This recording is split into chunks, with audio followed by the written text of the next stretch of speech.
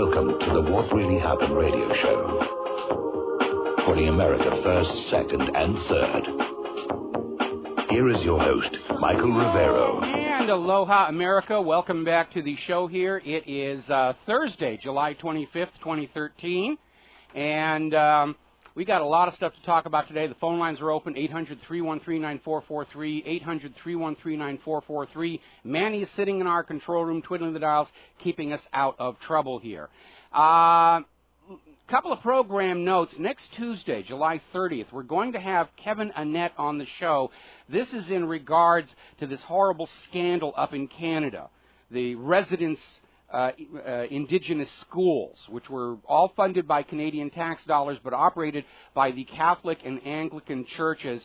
And there's this huge scandal of systematic torture, sexual abuse, and even murder that has been surfacing. Everybody's been trying to keep this under wraps. It is an even more shocking scandal than the epidemic child sexual molestation scandals that we've seen come out of documentaries like Mea Max Culpa, Silence in the House of God, which was on HBO recently. So Kevin's very, very busy these days, but he is going to be able to spend some time with us next Tuesday talking about that. And, of course, tomorrow, Friday, in our third hour, Claire will be back at the microphone with her particular perspective on what's going on in the world. Now, the corporate media is still going on about Wiener's Wiener, about how he was sending these sexting messages to these various women. And I really wouldn't spend a lot of time on it, except that a lot of people are making jokes about it. You know, should he pull out of the mayoral race? And he's probably going to have to, because as of this morning, the polling is showing that his approval is down in the Al-Qaeda because of this scandal. And the whole point in looking at this is, if you thought he was just picking women at random to send these dirty pictures to, that's not exactly what happened. All these women who are now saying, oh, I was a victim, I was being harassed, and the rest, they went along with it for months on end. For every sexy picture that this guy sent to them, they sent one back. They went along with this thing, you know, and we know that sexting is a very common phenomenon. It's sort of the midway point between complete total monogamy and having an actual physical sexual affair on the side, which we know, that's a reality of life. It does happen. And I'm not making excuses for him, except to say that they're demonizing Wiener and treating the women like victims when they were both equally guilty of having this kind of virtual extramarital affair, with a married man. But that doesn't get him off the hook. I do think this was very inappropriate behavior. I think it was very stupid for him to go on behaving like this after it ran him out of Congress, and especially as he starts talking about running for mayor. He knew this was going to come back to haunt him. Now, again, sexting is a very widespread phenomenon. Go out to a search engine, type in sexting, and hit the images button. You'll see all kinds of pictures all over there. We're sort of in a post-scarcity world with regard to female anatomy. And if you're in a committed relationship and you're away on a business trip, yeah, people do sexy phone calls and send pictures. One time when I was very far away from my lovely wife, I sent her a photo of my private parts to her. It was returned as junk mail. So anyway, we're going to be seeing that in the news an awful lot. But again, in the larger context, it's more of the contentization that we're seeing. Oh, we got to pay attention to what Wiener is doing, so you're not paying attention to what's going on with Floodgate. Which gets us back to yesterday's vote in the House of Representatives regarding the Amash Amendment to defund the NSA's surveillance on law-abiding Americans. And the vote was close, but the amendment failed by 12 votes, which is weird because there were apparently exactly 12 abstentions. And a lot of people are scratching their head because Congress just refused to stand up and preserve, protect, and defend the Constitution from, in this case, a domestic enemy, despite their oath to do exactly that. Reading the comments on all these articles reporting on the vote, people are very, very angry. It is now being thrown in their face. The federal government will not protect the people from the abuses of the federal government. We are now past the point where it is possible to work within the system. Now, something we need to think about, those 217 votes to allow the NSA to continue doing the spying. These 217 members of the House of Representatives all know they themselves are subject to this surveillance. And they should be angry. And they should say no more, which suggests strongly these 217 people, or at least a significant portion of them, already had the dirt on their private lives found by the NSA and wagged in their faces to force their votes. So maybe what Weiner was doing isn't all that unusual in the halls of power, or the bowels of power, as my wife likes to say. Maybe they are all carrying on sexting relationships with all these women that they meet on the campaign trail or in various government offices. It's part of the way of building networking. Weiner didn't seem to think it was any big deal to go on doing it. But I have to conclude that these 217 people who voted to allow the NSA to go on spying on you, the law-abiding American citizens, probably did not do so out of a commitment to principle. Definitely did not do so out of a commitment to the Constitution and the Bill of Rights. And it raises the question of coercion and blackmail, just like was raised when Chief Justice of the United States Supreme Court Roberts did a sudden 180-degree reversal regarding his stance on Obamacare at the 11th hour. Everybody were saying the Supreme Court's going to vote this down, and at the last second, Judge Roberts did a reversal, voted Obamacare through, and then ran off to a vacation over in Europe for a couple of weeks so he could duck the reporters. And blackmail is a well-known historical tool of statecraft. We found this video that we put up at whatreallyhappened.com documenting how J. Edgar Hoover used the FBI and his secret private files to blackmail John F. Kennedy and Robert Kennedy. So we know this stuff goes on. These intelligence agencies, when they're allowed to run rampant and spy on law-abiding citizens, they will find compromising information they can use to force those elected officials to act contrary to the wishes of we the people. So it's not a new idea to suggest that NSA is doing this capturing of all the information in order to find something to blackmail people with. And that this narrow vote in the House of Representatives, a lot narrower than made the White House happy, because basically it shows a 50-50 split. Were they coerced? Cannot rule it out. We know that people, by the time they get to that level of our society, they have taken shortcuts. We know that corruption is rife all across the federal government system. People make secret deals they don't want to have made public. And it hands the NSA, an unelected power, control over the United States federal government. Now, my opinion here is, because Congress essentially greenlit the violation of the Fourth Amendment, they just delegitimized themselves. If the government is not abiding by that Bill of Rights, the rules under which we the people allow them to manage this nation for the benefit of we the people, then it's not a legitimate government any longer. And it's just time to recognize that. We're past the stage where we can work within the system. The system does not work. The system only protects itself. It incentivizes corruption and fraud and money junkie behavior. It does not serve we the people any longer. We have a government of the money junkies, by the money junkies, and for the money junkies. And they want to just keep it that way. It works really well for them. Alrighty, so moving right along here, Representative Amash, of course, is very, very unhappy about the narrow defeat of his amendment and basically says the Washington elites are afraid of liberty. For all the talk about our freedoms and the terrorists hate us for our freedoms, the reality is it is the federal government that most hates us for our freedoms, and they just demonstrated it. We got to take a break for some commercials. We'll be back after these words from our... And aloha, America. Welcome back to the show. So we're talking about yesterday's narrow defeat of the Amash Amendment, which would have defunded the NSA's program to spy on every single law-abiding American citizen just to see if they can find something of interest. All of this completely unconstitutional.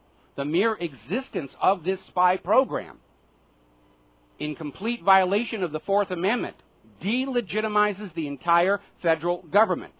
And Congress, in refusing to stand up and preserve, protect, and defend that Constitution, are in violation of their oath of office, and now they are seen as illegitimate.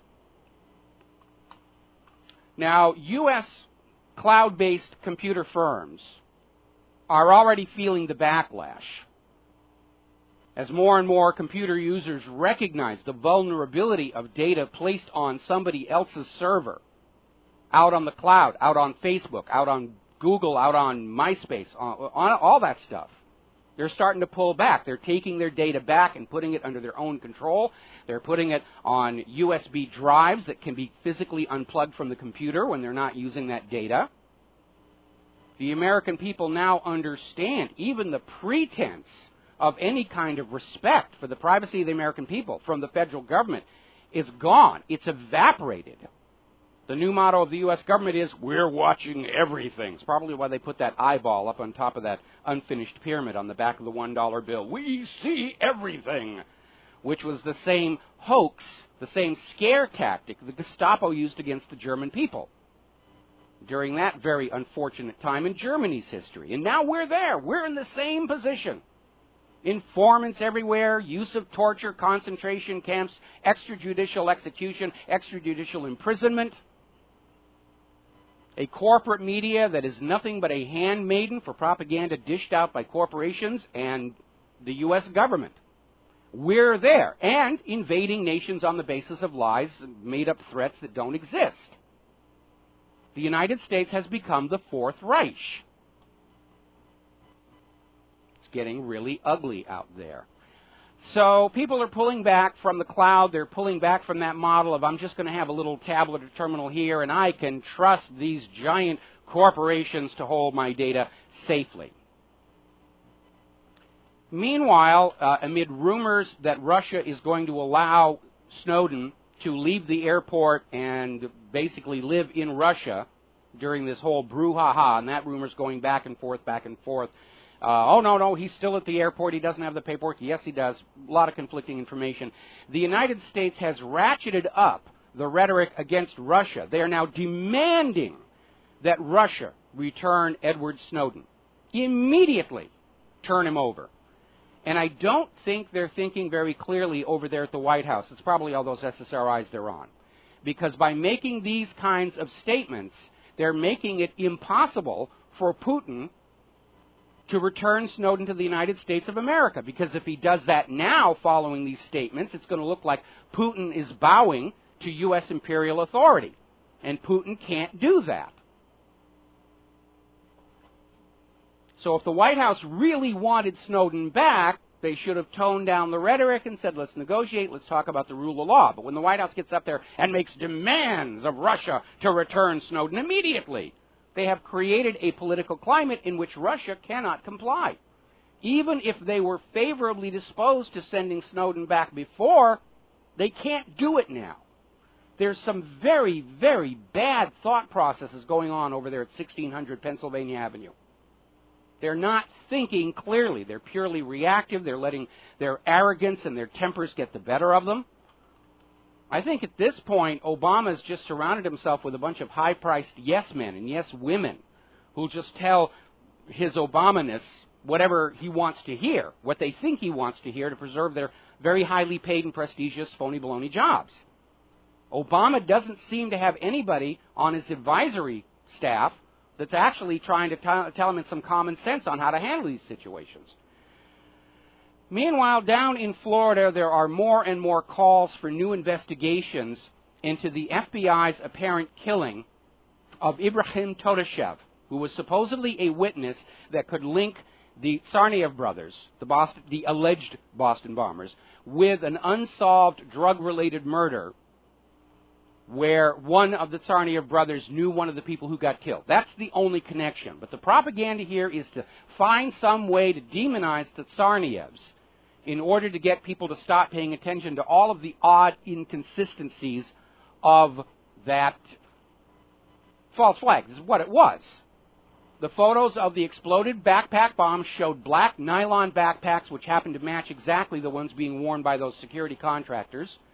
The photos of the Tsarnaev brothers in the area just before the bombing showed them wearing light gray backpacks. But you're not supposed to pay attention to that, because now we've got this Ibrahim Todashev, and boy, he was just on the verge of signing a confession that would have absolutely proved that Tsarnaevs were drug killers. And gosh darn it, he just went wacko crazy, and the FBI had to kill him, including a shot to the top of his skull. A headshot. Make sure he's dead. Make sure he doesn't survive the event the way Dzhokhar Tsarnaev survived the attempt to kill him at that boat. And, of course, the police officer who released the photos of Tsarnaev at the boat has lost his gun and his badge. He's in serious, serious trouble. Not because he released the photos in response to the Rolling Stones cover, but because the photos he released showed that Dzhokhar Tsarnaev did not have this throat wound we were all told was the reason nobody could talk to him. He couldn't do any interviews. Nobody was allowed to be near him. He was merely waving with his hands as he confessed to whatever it was they wanted him to confess to. And now there needs to be an investigation into the execution of this witness. The FBI had been on his case for hour after hour after hour trying to get him to make this statement saying, oh yes, the Tsarnaev brothers did this drug murder. They had a confession already written trying to get him to sign it. Why won't you sign the papers, old man? It's an old Cheech and Chong routine. You've broken my hands. It's all smoke and mirrors. And this Todashev apparently wouldn't sign and said, I want to leave. And at that point, the FBI's got a big problem, because what is Todashev going to do if he leaves without signing that confession? He's going to tell everybody the FBI was trying to force me to sign a false confession, and that's why he had to die. We're going to take a phone call here. Curtis in Florida. Aloha, Curtis. Welcome to the show. What's on your mind? Well, Michael, thank you for taking my call. I seem to like you more each time I call. I just don't like the Third Reich or Fourth Reich an analogy or allusion, because I wish you could name today's Volkswagen, or today's showers that work, men could shower before they went home, or today's Autobahn of the glorious days of Germany in the early 30s. Where is that equivalent today that would make today the Fourth Reich? Well, wait a minute. Now, I don't want to get into like saying the Third Reich had a positive side, although we know it did. But all those things you mentioned, like the Volkswagen, the Bauhaus, and all the rest of it, was the creative work of the German people. And when we talk about the Reich, we're talking about the government. And I want to keep a big black line between the people of a nation and its government. Because very often, well, not very often, always, we see, this attempt to blame the people of a nation for the actions of its government, and I think it's time for that to stop. Now, our government does produce good things. We were the first ones to go to the moon and so forth, and we developed the integrated circuit as part of that program, and the United States has contributed quite a lot to the world here. But we're talking about the actions of a government, not the creative productivity of the people. And so it's really not a valid analogy here.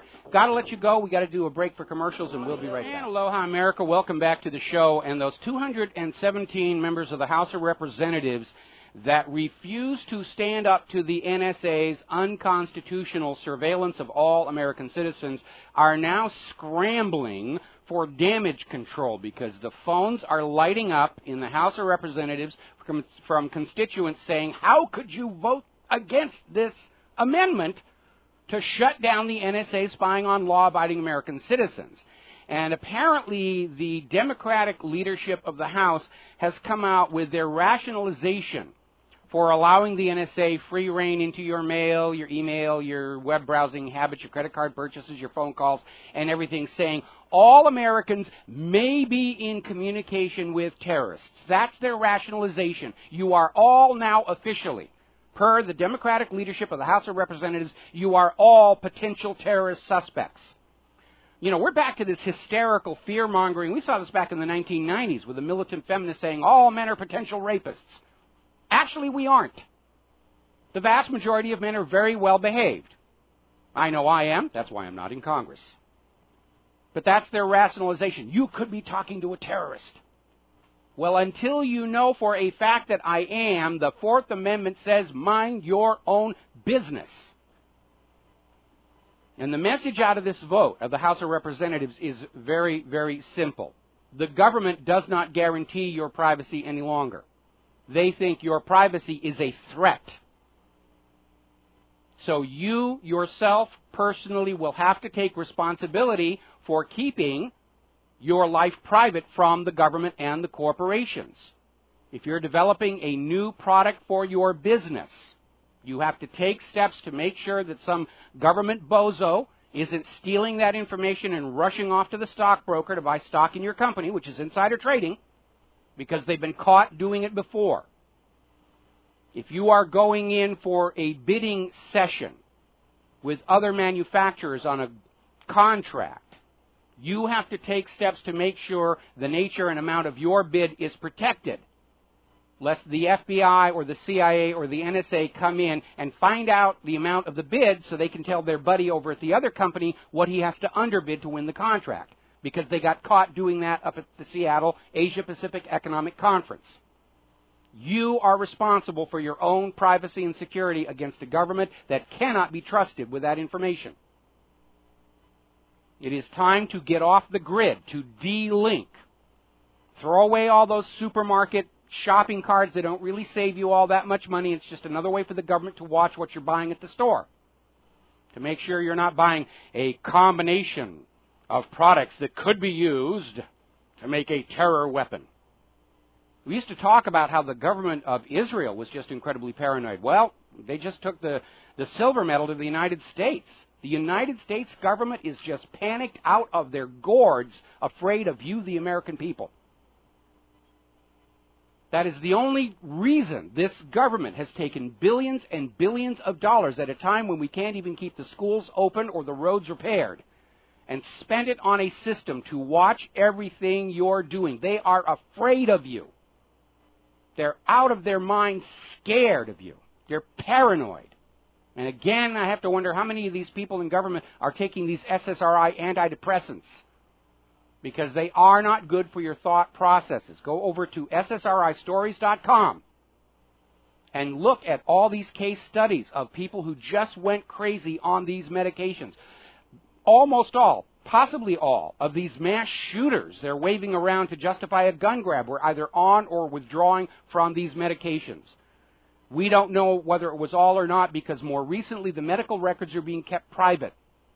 They got very worried that people were seeing a link between these dangerous drugs and this dangerous activity, and the focus is blame the guns, blame the guns. And when it's a bomber, when there's a mass bombing, you blame the bomber. When there's a mass shooting, oh, we got to blame the guns. The guns are the bad things here. All right, we're going to grab a phone call here real quick. Janet in Florida. Aloha, Janet. Welcome to the show. What's on your mind? Hi, Mike. Are you aware of the latest Paul Craig Roberts article on the two foe democracies that threaten life on Earth, and that would be the United States and Israel? Yes, I am, and we did link it to whatreallyhappened.com, and he's absolutely right. Yeah, if you would talk about that to your audience that aren't aware of it, I think it is. I think this is so threatening. That's all I wanted to say. Okay. Just talk about it. I will mention it. It is an article by Paul Craig Roberts about how the two faux democracies on planet Earth, the United States and Israel, which are out there saying we're democracies, we value human rights, we have freedoms, we have liberty, and we have all this good stuff, and this gives us the right to start invading every other country on Earth. And the rest of the world is not falling for it. The rest of the world is not falling for it at all. They're seeing this new Axis power, United States, Israel, with a lot of help from Great Britain, uniting together to try and basically conquer the world. And that's another reason why I talk about the Fourth Reich having appeared right here in the United States of America. Because we don't have democracy in this country. We have massive epidemic vote fraud, election fraud, on an epic scale. We saw it operating in 2008 and 2012 when the machine, the infernal machine, blocked Ron Paul from getting anywhere near the nomination because he doesn't like the Federal Reserve, and he's not in favor of unquestioning infinite support to Israel. So he could not be allowed to be anywhere near the nomination, no matter how much grassroots support he had.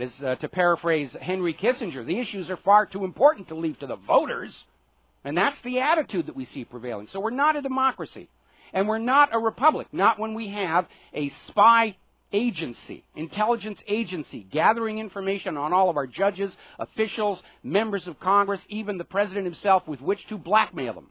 And again, there is historical precedent for this, ample historical precedent, with Hoover's blackmailing of the Kennedys. This stuff really does happen inside the bowels of power.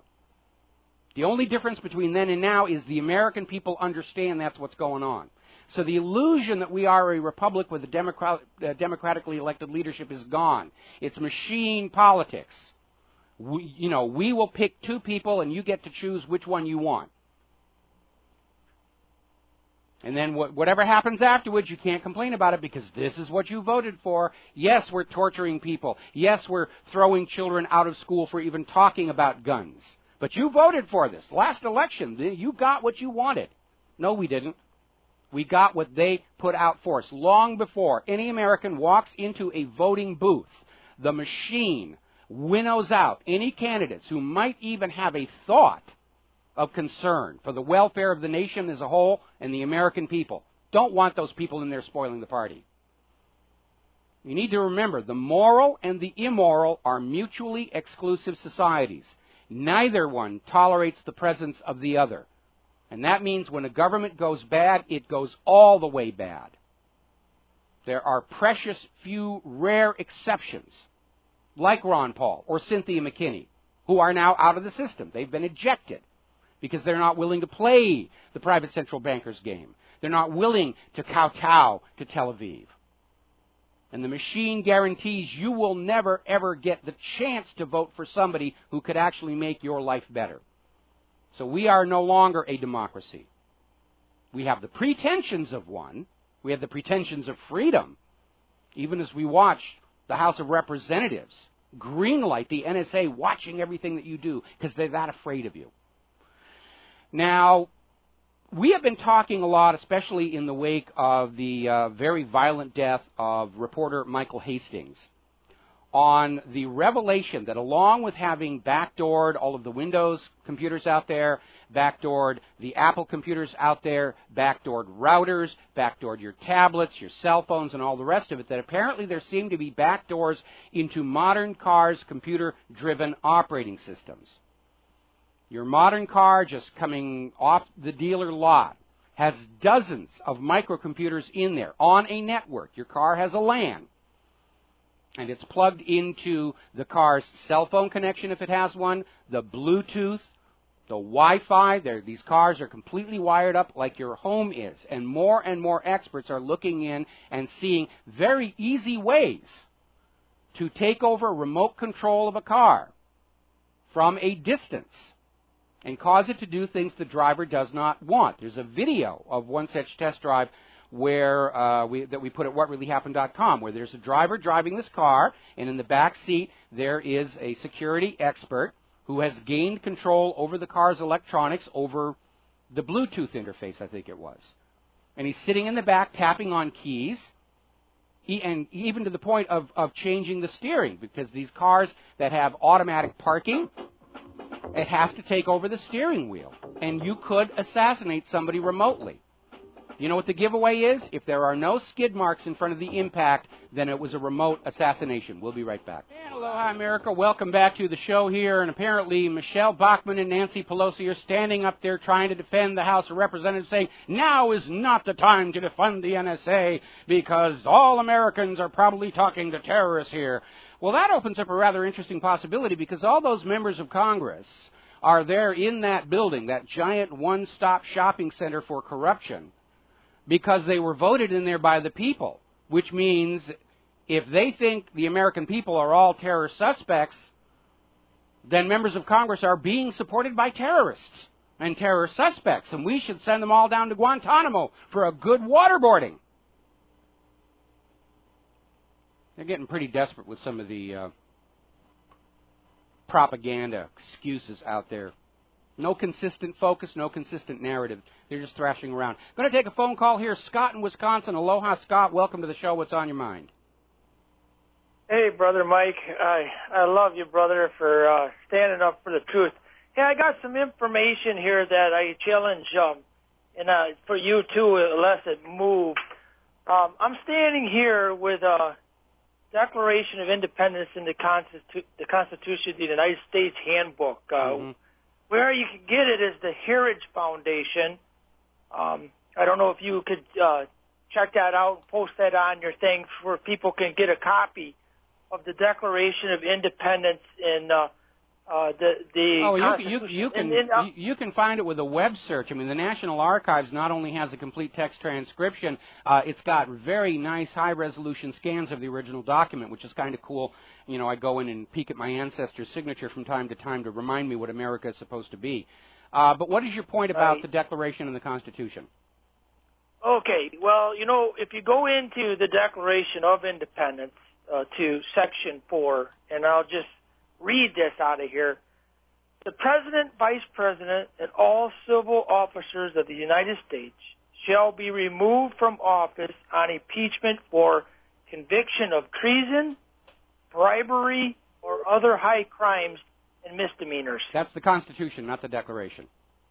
Well, okay, well, it's pretty self-explanatory, and you're exactly right. The only way the thing that can get this turned around is to go back to what Iceland did, because Iceland, they knew that they were going down the wrong way, and the people stood up and said no, and they did it a peaceful way to get these government people taken care of, and that's the only thing that can be done, Mike, Brother Mike, for this to have a last, like I said, a last chance of breath.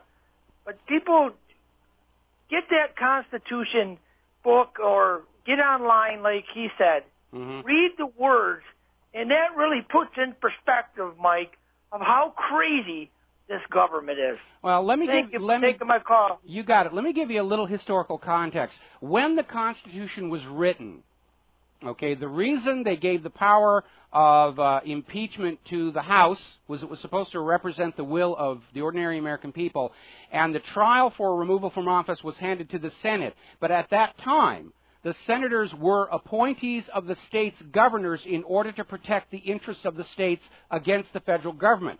Following the Civil War, that was changed, and senators became elected officials. And in the modern era, elections are driven by money. And that basically disconnected ordinary Americans from the election either for representatives to the House of Representatives or the state senators. And so basically they fell under the control of whoever was the biggest campaign donor. And when I know there's a lot of talk about impeachment up on Capitol Hill, it's not going to work. And I'll tell you why. The same reason when they impeached Bill Clinton and then the Senate immediately voted down any possibility of removal from office. Because the members of Congress see themselves as part of the Washington, D.C. system, not the United States of America. And they don't want to set a precedent for removing presidents from office because all of them secretly dream of someday being president themselves. And they're part of the same gang. It's like a clique in high school where you know they're cheating on exams and you know, pilfering stuff from the classrooms, but they always cover for each other, and that's exactly what we've got with the Congress. They'll make all this talk about making things better. They won't really do it. They won't stand up to the president. They won't stand up to the NSA. They won't stand up to Wall Street. Even Obama is out there. He's trying to put the focus back on the economy and say, we're going to have meetings to show that we're working on the economic problems. You don't need meetings. We know what the problems are, and we know what the solutions are. This thing about going out, we're going to, and even the corporate media says he's now campaigning, like he's running for office again to save his approval numbers. He's out there on the campaign trail. We're going to have meetings about how to fix the economy. We already know how the economy needs to be fixed. Just having meetings is just another piece of theater put on for the American people to relax, sit tight, don't do anything. We're working on the problem. We're working on the problem. No, they're not. They are the problem. We're going to grab a phone call here. Eugene in Ohio. Aloha, Eugene. Welcome to the show. What's on your mind? Aloha. Right back to you, Mike. Mike, I'm disappointed to be calling you about this today. When I heard the news last night, it just made me sick about the Amash Amendment, and I went and did some checking today, and every representative here in Ohio voted no on that. It just makes me sick.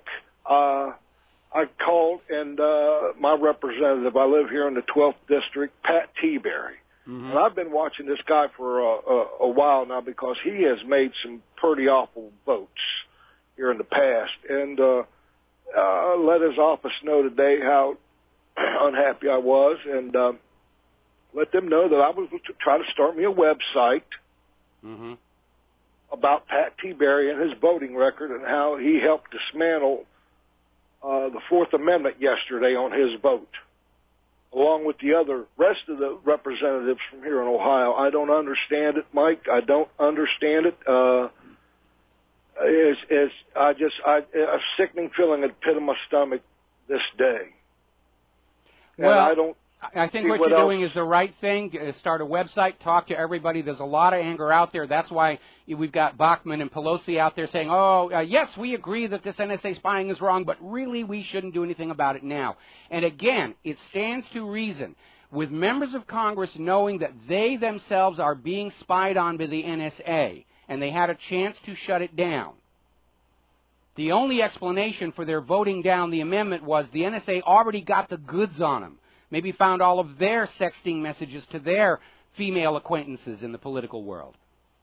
That's the only thing that makes sense to me, because if I had been in Congress and presented with an opportunity to shut down this NSA spying, knowing that that spying was targeted on me, myself, and my personal business, I would have shut it down in a heartbeat. And so we have to basically say that the possibility that a large percentage of those 217 representatives were already compromised by the NSA cannot be ruled out. And I'll tell you this, for next year's midterm elections, it's a golden opportunity for people who want to run for the House of Representatives, because those 217 who voted against the Fourth Amendment are going to have a real hard time winning re-election, judging by the comments I'm seeing all over the web. People like you who are calling the offices and screaming this was an absolutely insane thing to do. Oh, yes, indeed. And I wanted to see what you thought about my idea about starting a website, voicing opinion.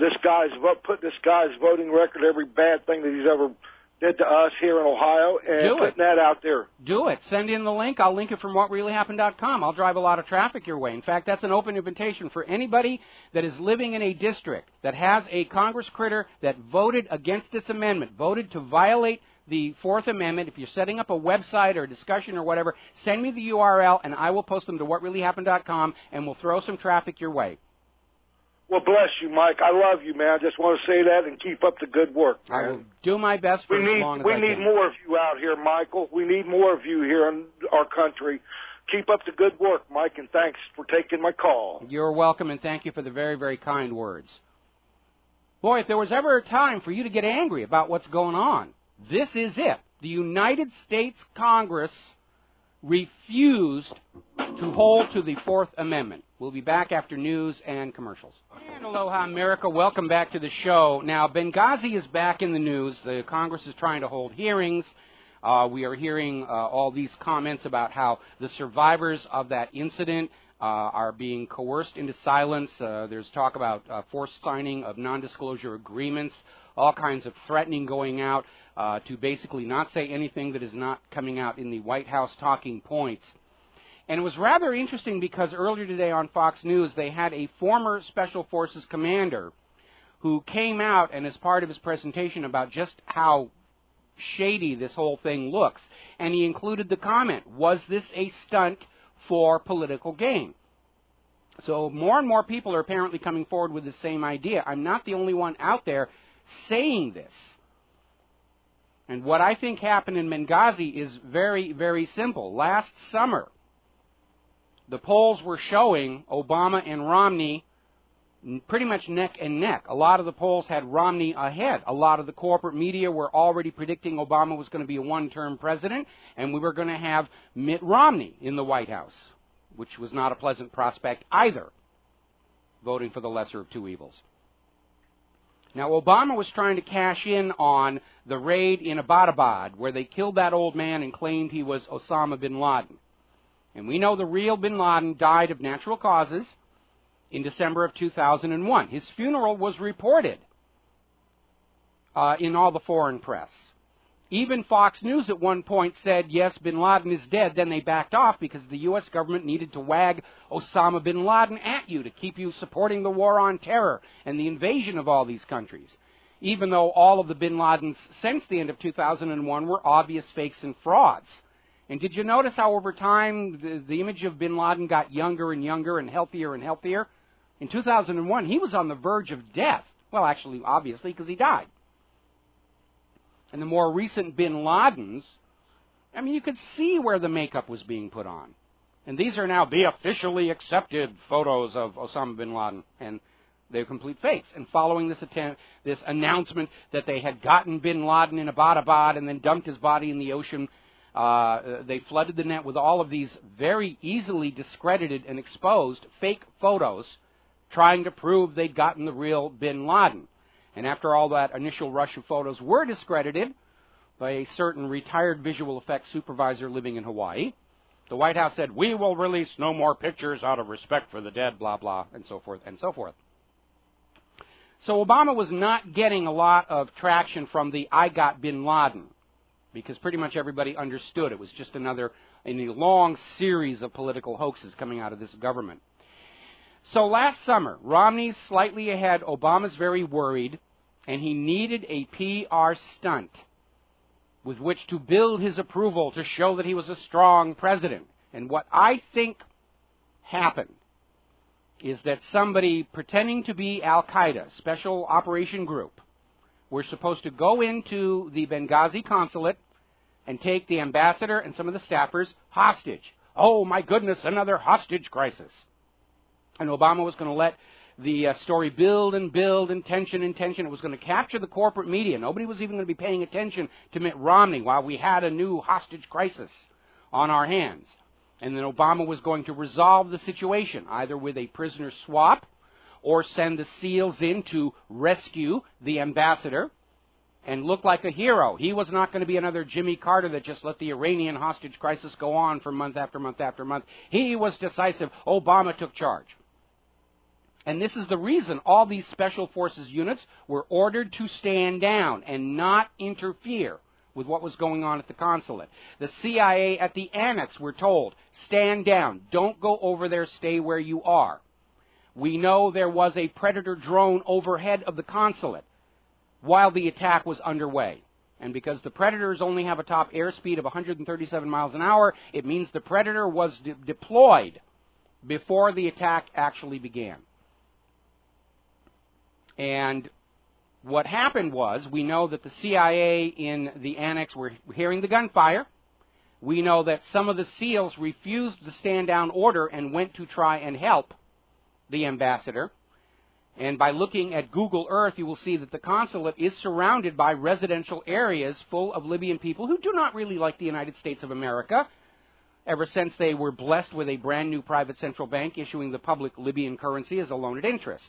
And so they heard the gunfire going, and they said, yes, they're going after the Americans. And this carefully stage-managed piece of theater to fake a hostage crisis turned into a wild, uncontrolled riot, and the ambassador was killed. And I think that is what happened. And as it turns out, I'm not the only one saying it. This former Special Forces commander on Fox was saying the same thing. I understand there's a retired four-star admiral went public saying, yeah, this was all a setup, a hoax, for Obama to polish his image for the voters. And it failed miserably. And that's why there's all this secrecy now going on. We're going to grab a phone call here. Alex in New York. Aloha. Alex, welcome to the show. What's on your mind? Hello, Michael Rivero. Hello. Hello. Hey, regarding Osama bin Laden's death, it's obviously that he was dead for years already. Yes. I've seen reports that he's been dead for 10 years. And also that they didn't show, they showed Gaddafi's body when he died. Yes. In TV. Why didn't it show OBL? That also suggests he's been dead for many years. Yeah, it wasn't really him. I mean, they had these pictures showing a guy looking away from the camera, and they said that was him at Abbottabad. But looking at the... But they showed Gaddafi's body, though, rather than OBL. They did. But, you know, if you look carefully at people's ears, everybody has a unique pattern of folds and convolutions which are as unique as fingerprinting. And experts were looking at the photo taken in the house at Abbottabad that we were told was bin Laden and said, it's not him, comparing with the ear of the known bin Laden. And they don't change over time. They get bigger, but that's it. And again, the fact that they are putting out fake photos to try and sell this idea that they got the real bin Laden tells you they know it was a fraud. Because if you have real evidence... During year 2008. If you have real evidence that says, I did this, you don't dare risk putting out anything that's faked or Photoshopped, because if it's exposed, it casts doubt on the entire story. And here we have just this flood of photos pouring onto the net, showing the, bin Laden dead on the floor of this Special Forces helicopter. And it turned out the background plate came from a movie. In one case, they took a photo of the real bin Laden and a dead non-bin Laden and Photoshopped them together.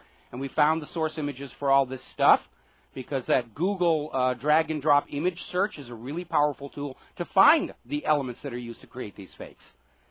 And it was a complete hoax. Remember, bin Laden himself was a CIA asset. His code name was Tim Osman. His family are huge government contractors. Bin Laden Construction gets the contract for all these facilities and bases that are being built all over the Mideast. The bin Laden family are friends with America's ruling families. Osama bin Laden's older brother, Salam bin Laden, was business partners with George W. Bush in a failed company called Arbusto Energy. They're all buddy.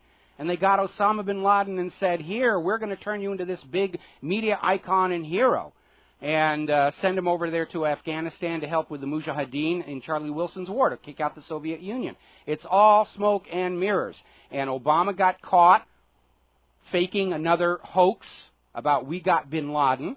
And it looks like he was trying yet another hoax, not having learned from his previous disasters at Benghazi. And that one got out of control. And his carefully staged, managed theater pageant to bolster his election chances turned into an epic fail. And now they're struggling to keep that one covered up. Anything else, Alex? Yeah, you heard what I said. I've seen that photo during year 2008. Okay, we got to take a break for commercials. Thank you for the phone call, Alex. We're going to let you go here. We will be right here, America. Welcome back to the show here. And before we go back to the phones here, have you noticed that all of a sudden these last few days we're not hearing a lot about Syria? Have you noticed? I mean, last week we had Dempsey and McCain saying, we must invade now, we must invade now, we must invade now. And the overnight polls are basically saying, the American people are saying, no, we don't have to invade now. We don't want to. We've had enough of these wars. We are tired of all this stuff. And Syria just sort of faded away behind Wiener's Wiener and the royal baby and all the other conjugization we're seeing there. And the reason is very simple. The hired mercenary army is crumbling. Their local recruits have accepted Assad's offer of amnesty, and they're switching sides back to the government. And Assad is retaking Syria bit by bit. He is winning. Even NATO is saying you better be ready for Assad to prevail against this covert attempt at an overthrow. And that's why you're not hearing about Syria anymore. Because this will be perceived as a defeat for the United States. Now, the U.S. government is going to say, oh, we had nothing to do with it. It was just a revolution. We sent them a few guns and bullets and a few chemical weapons. But it's not really our war. Yeah, it is. This was just fanned up out of thin air as part of the plan that General Wesley Clark blew the whistle on a while back about all the nations the United States was going to conquer to keep the petrodollar deal going. And by the way, that may already be in serious trouble even if they do succeed in conquering Syria and Iran, because apparently down in Australia they have discovered an oil and gas field down there even bigger than Saudi Arabia. And the Australians may not be willing to sell that oil for the US dollar. They're probably going to want to sell it for the Australian dollar. Or they'll sell it to China for the yuan, because China and Australia already have a deal for direct currency swaps going without the dollar. So what is the United States going to do now? We're going to invade Australia Those Australians, they're Muslims. They have nuclear bombs. They have chemicals. They have germs. Those poor Australian people are struggling against a tyrannical, evil dictatorship, and we must intervene. None of those excuses they've been using to sell you wars in the Middle East are ever going to fly regarding Australia. And so the whole plan, the whole context of the petrodollar deal is collapsing with this new, huge, vast oil discovery in Australia. Because if the U.S. succeeds in conquering the Middle East oil and saying you must buy it for the dollar, which means it'll be a higher price because the U.S. is taking their piece of the action before you actually get to the price of the oil, the other countries in the world are going to say, the heck with that, we're going to go down to Australia and buy our oil cheaper down there. So this whole agenda is already crumbling. Frankly, if I were the U.S. government, I'd be looking for a graceful exit strategy from this failed policy of dollarification of the world, Bretton Woods, forcing private central banking on the rest of the globe. It's not going to work. And they're risking this nation to complete it. I'd be looking for an exit strategy. We're going to have a phone call here. Fred in Michigan. Aloha, Fred. Welcome to the show. What's on your mind? Well, speaking of Henry the Boer Kissinger, I remember vividly when all this was hitting the fan regarding China, that he very smirkishly joked and said, well, if Americans don't want to do business with communist China, then they're going to go to war with communist China. And then he smirked, chuckled, and said, well, maybe, possibly even both. And so, as time has moved on, and I've done some reading, I discovered, interestingly, the NAACP, which to this present day I've never heard one word out of their mouths regarding illegal immigration. Mm-hmm. They certainly have not been a supporter of Arizona's populace to secure their borders against illegal immigration. It seems like the blacks here in America that would be linked to the government would be maybe even up in arms in opposition to the illegal immigration situation. And then I discovered, well, wait a minute, according to the Synagogue of Satan, Andrew Carrington Hitchcock, who's a retired British intelligence officer, he cites the fact that in 1909, the NAACP was organized by some Rothschild operatives, Jacob Schiff, there was a Rosenthal, there was maybe a dozen involved. And it was even wrote about by some professor at Columbia University, who actually gleefully recounted that event, the creation of the NAACP, mm-hmm. As the most pivotal organization, and he cites all the people involved.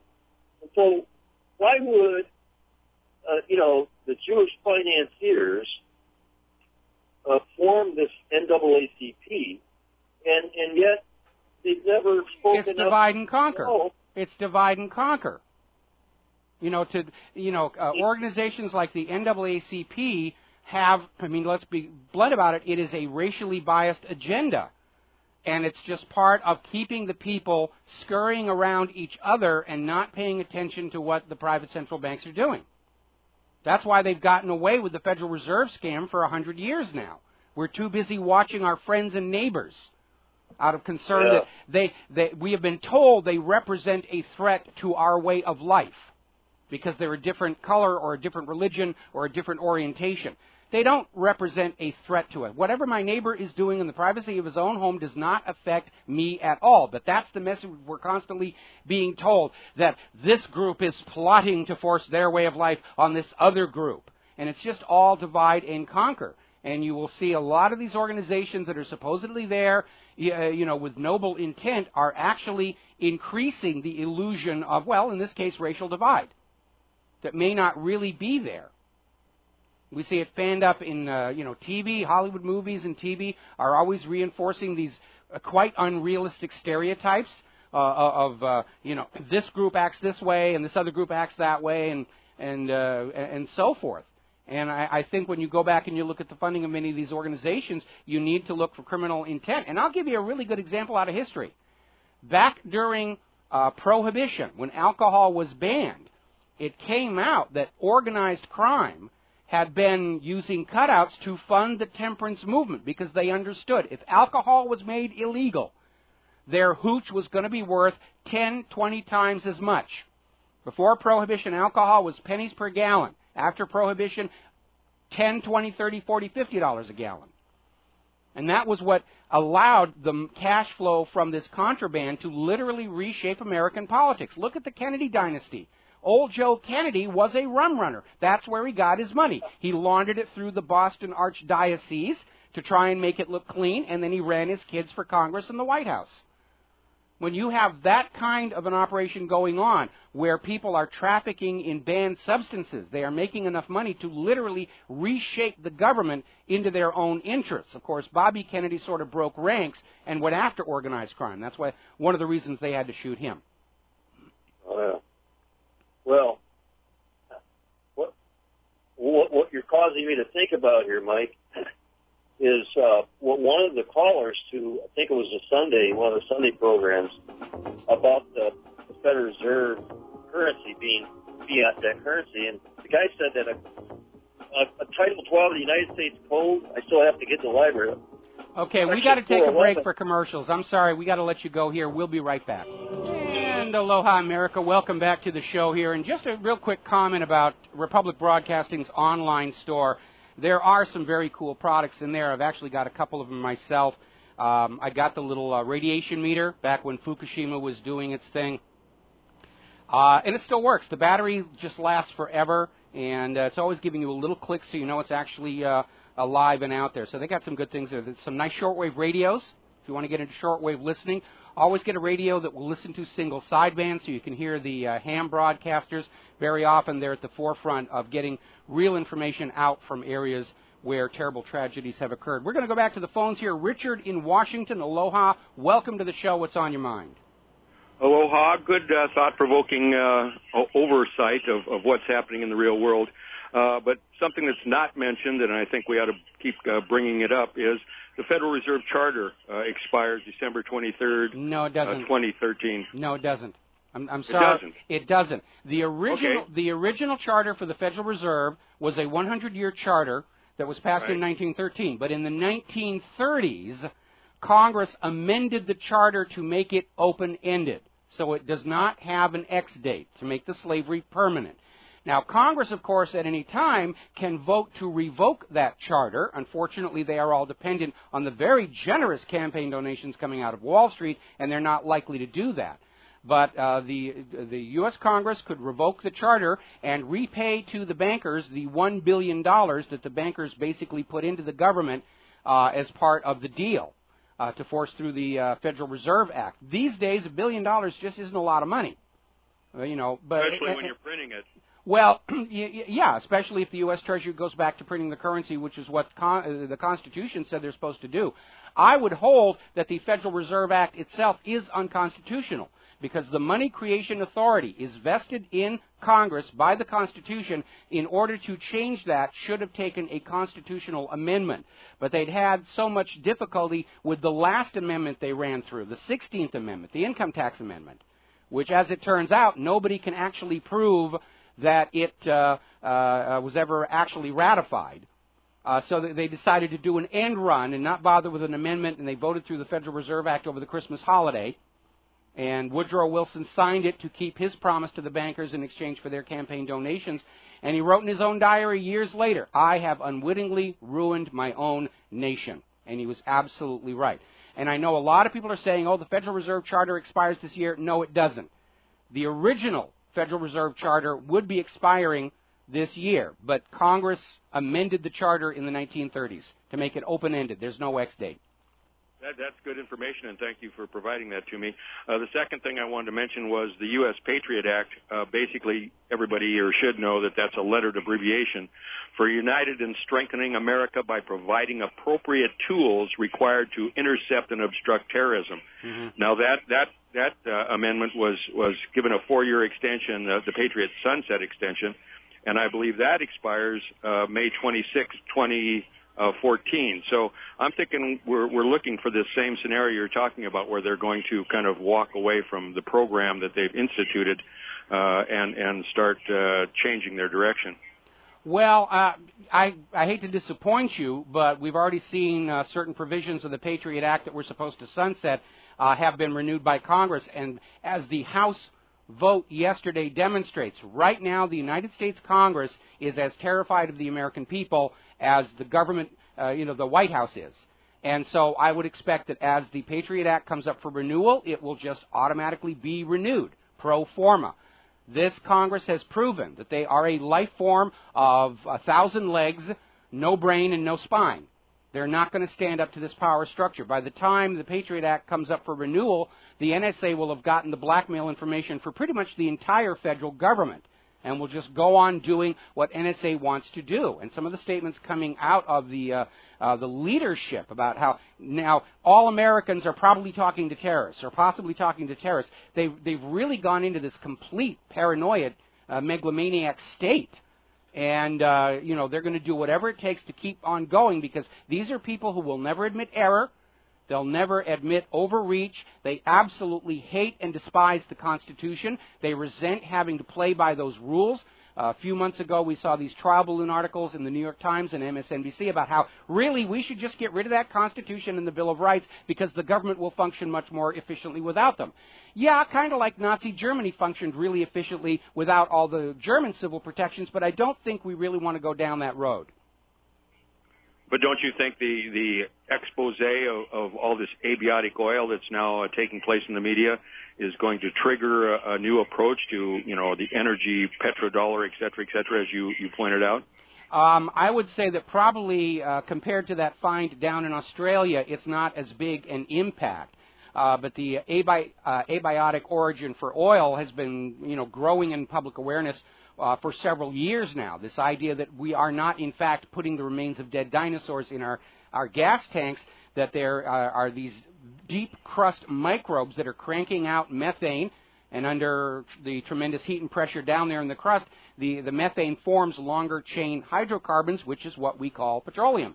Now, that doesn't absolve us from the fact that we're sucking it out of the Earth's crust faster than those microbes can create it. But when it comes to the real agenda behind the U.S. wars, which is not necessarily to conquer the oil for our own use, but to conquer the oil to determine what currencies it should be sold for, certainly this new find down in Australia is a major, major complication. So do you see something happening with the currency then, much like the sterling went to the dollar going to the yuan with a backing of essentially true wealth? Yeah, I very much so. And a lot of people are saying that the yuan looks to take over from the dollar as the new global and reserve currency, and that's why even now the United States is already starting to make plans for an eventual war with China. They're literally resorting to overwhelming military force to drag the world back to the days of Bretton Woods, where the dollar was the unchallenged, unquestioned global trade and reserve currency. But the world aren't we in the same cycle that Britain was way back then? Now it's United States instead of Britain. Very much so. And China's going to be the new quote-unquote United States, and we'll just have this chaotic transition to the new world system. Well, I think the New World Order in and of itself is in serious, serious trouble. Most people have come to understand the idea of a global government is equated with tyranny, especially when this global government is coming into existence already talking about a global reserve bank. And we've all seen how nations enslaved to these private central banks are driven into hopeless debt and despair. We certainly don't want that for the entire planet, certainly for future generations to have to live with.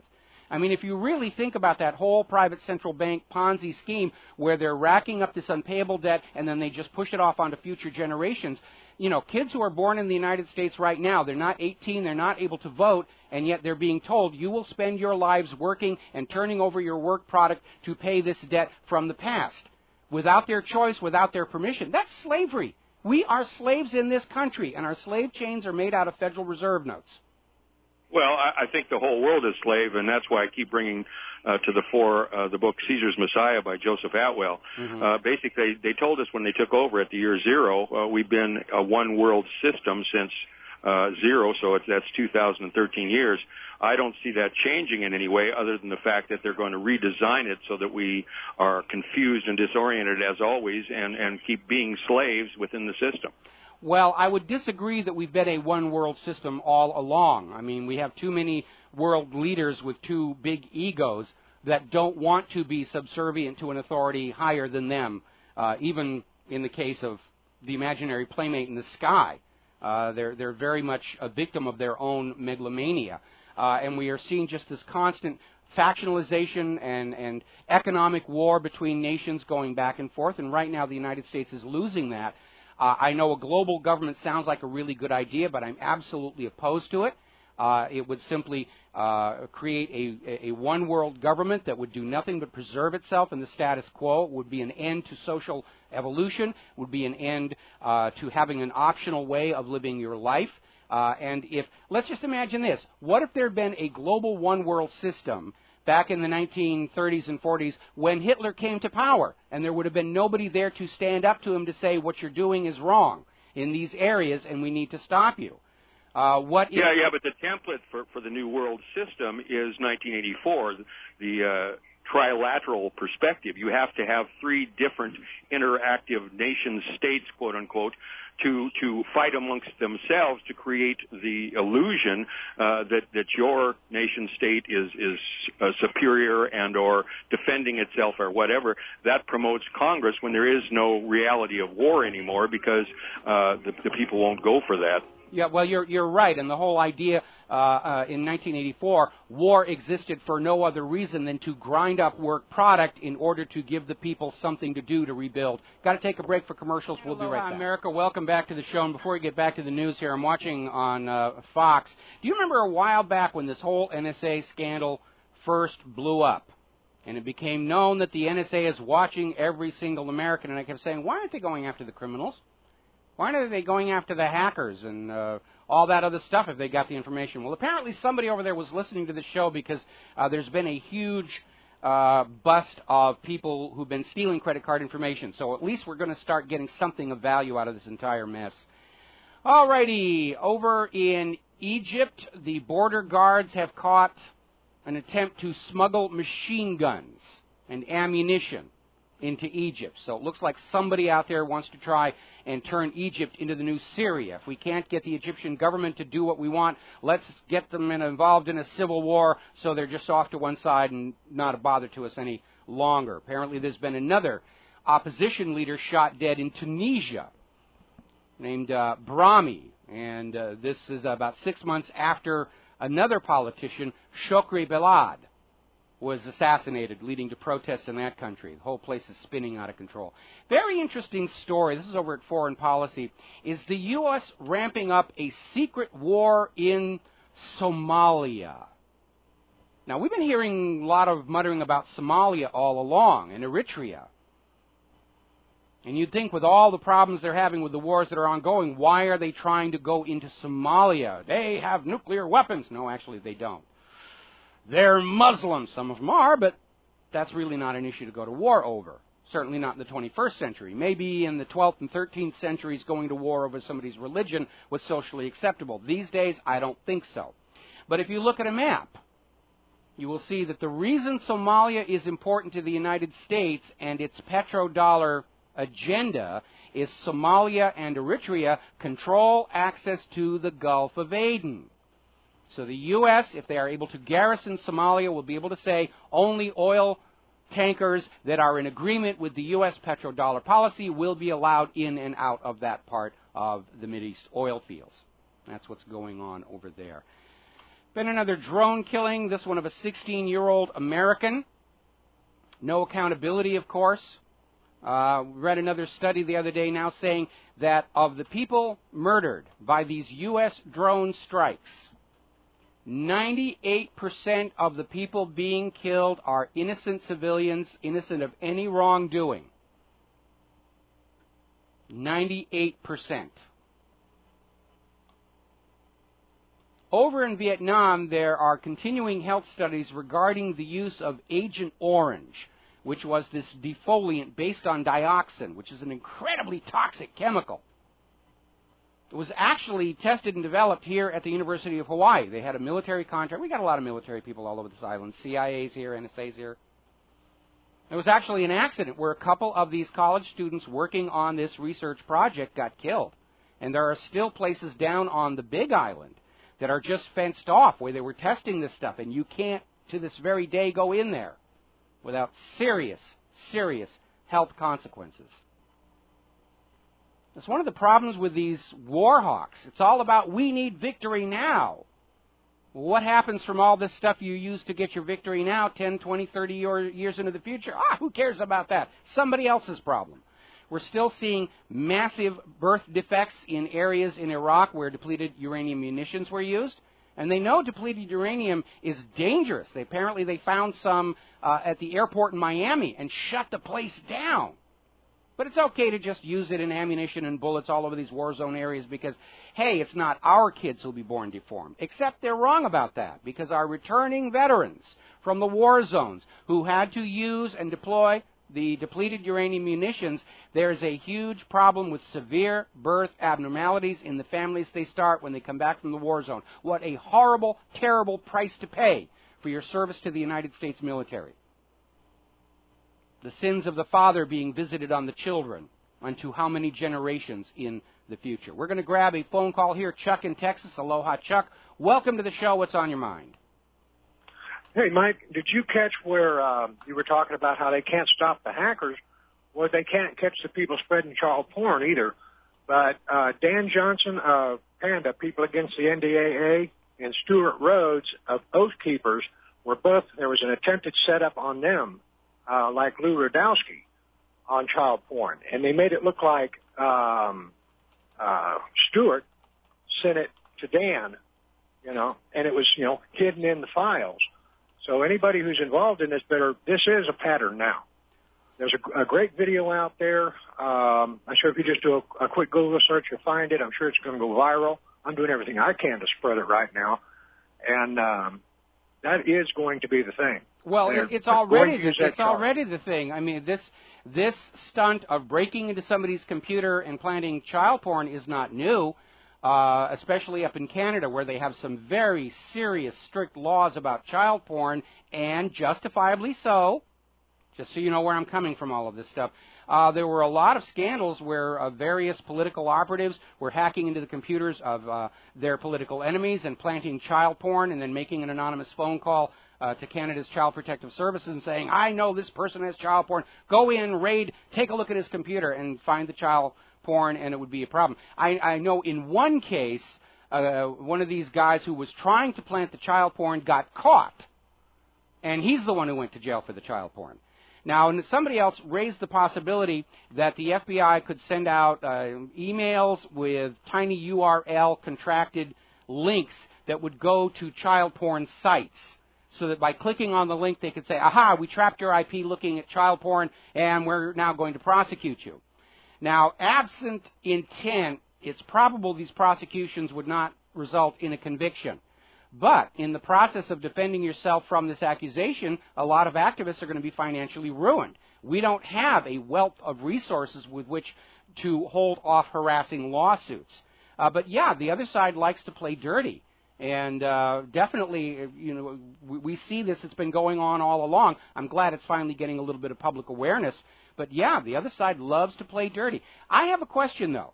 We have all these FBI and CIA and NSA and pro-Israel people who are trying to plant child porn on activist computers.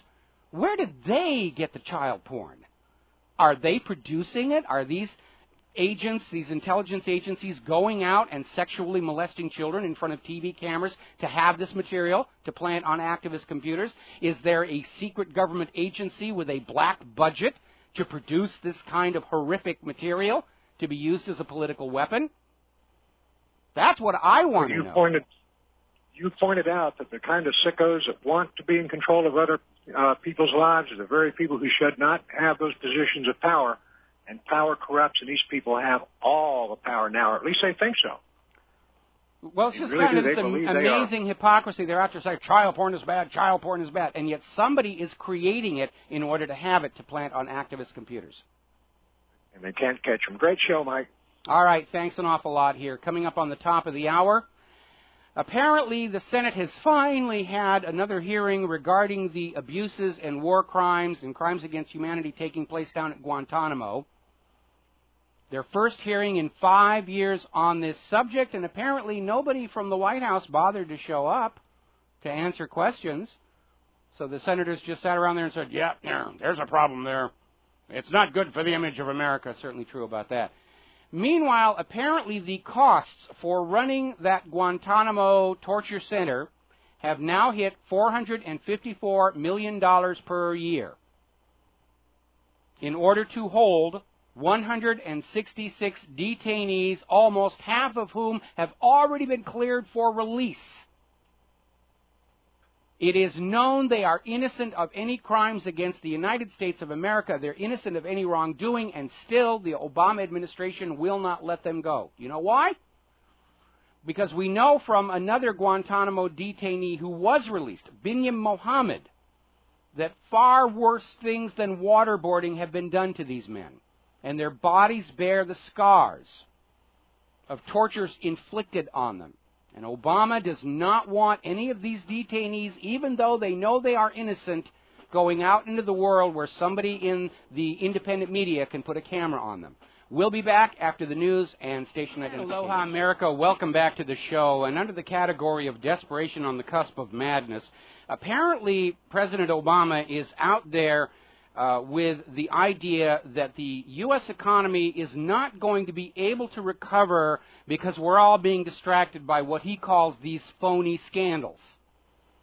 In other words, he's trying to basically sell you the idea that he can actually get the economy turned around if we will stop paying attention to things like NSA spying and IRS targeting of activists and dissidents, Benghazi, all the rest of that. It's all our fault for paying attention to these phony scandals. Well, frankly, before we knew about the scandals, Obama still wasn't doing a very good job with the economy, so it doesn't really work out. But, I mean, that's just how desperate he is right now to try and deal with this absolute collapse in public trust in the government. And good luck on that one. Trust arrives on foot but departs on horseback.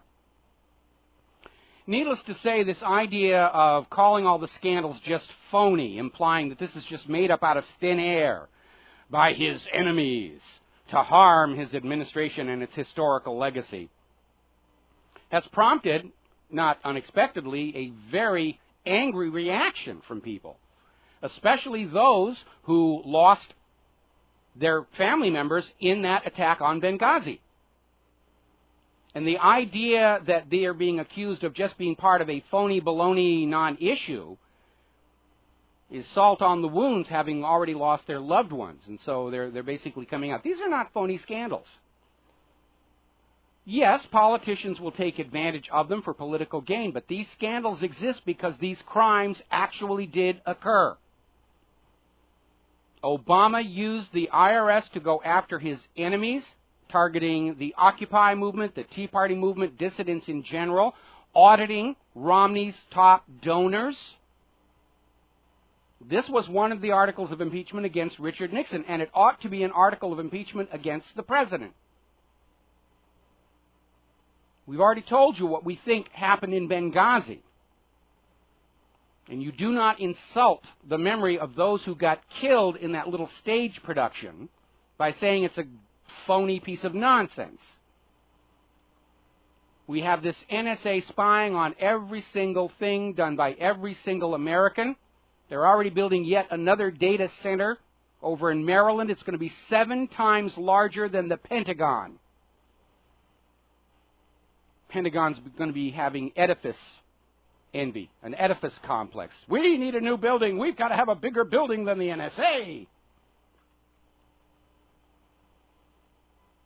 And so that's Obama's latest thing. All these scandals, it's just a bunch of phony politicking, and you shouldn't be paying attention. As long as you pay attention to these scandals, I can't get the economy going.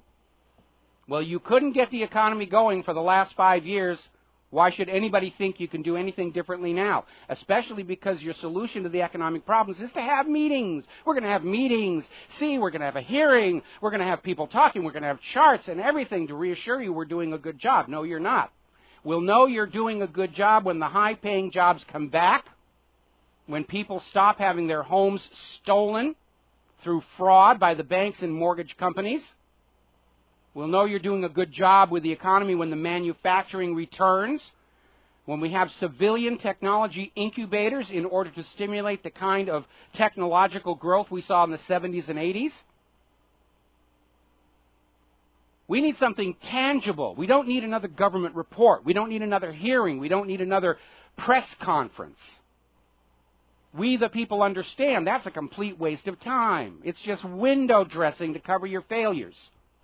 And you are a failure. You, your administration, the federal government as a whole, as demonstrated by yesterday's House vote on the Amash Amendment, completely flying in the face of the Fourth Amendment to the Constitution. Meanwhile, Democrat Sheila Jackson Lee is introducing a bill to cut federal funding to any state that maintains a stand-your-ground law. They want them all changed to duty to retreat. If somebody is coming into your house and stealing your TV and everything, you have to run away, or you'll be in trouble, because we need to have a safe work environment for the criminals in order to support that drug cartel, which may be the only part of the U.S. economy that's still actually working. But that's it. They're trying to take away your inherent right to defend yourself, your property, and your life. Now, again, outside your home, common sense is to retreat. Avoid the confrontation where somebody's going to get hurt. But if you are cornered in an alley against a fence, if you're in your own home, of course you have a right to defend yourself. You have a right to protect your life and liberty and property without fear of legal consequences. And you have a right under the Second Amendment to the Constitution of the United States of America to keep and bear arms equal to, if not superior, to those in the hands of the criminals who are not obeying all these gun bans. They're getting their guns from Fast and Furious. They're getting these military-style assault rifles, some of them fully automatic, from the U.S. government itself, the same government that tells you you should not have a gun in your home with which to defend your home. Joe Biden out there saying, you don't need an assault rifle, just a shotgun will be okay, which is really not going to work in a hostage crisis. And so now Sheila Jackson Lee is out there saying that any states that refuse to change stand your ground to duty to retreat will lose their federal funding. This is how scared they are of an American people on the verge of standing up and saying no more. Because once they take away your legal right to defend yourself, the next step is, well, since you now have a legal duty to retreat, you don't actually need a gun, do you? So this whole home and personal defense argument goes out the window, and you should turn in your guns. Speaking of funding, here's a good one for you. We all know that Detroit is in the throes of their proposed bankruptcy, and it's already gone to the courts where Detroit is trying to file bankruptcy. The money junkies who were selling the credit default swaps against Detroit's debt are trying to find some way to oppose it. And in the middle of all this, we find out that the Detroit taxpayers are picking up 60% of the cost of the brand new Red Wings Sports Arena in downtown Detroit. $450 million. 60% of that, almost $300 million, is coming from the taxpayers in a city that is firing police, fire, turning off streetlights in entire neighborhoods. But by golly, the taxpayers can always be expected to pick up the cost of a brand new commercial sports development.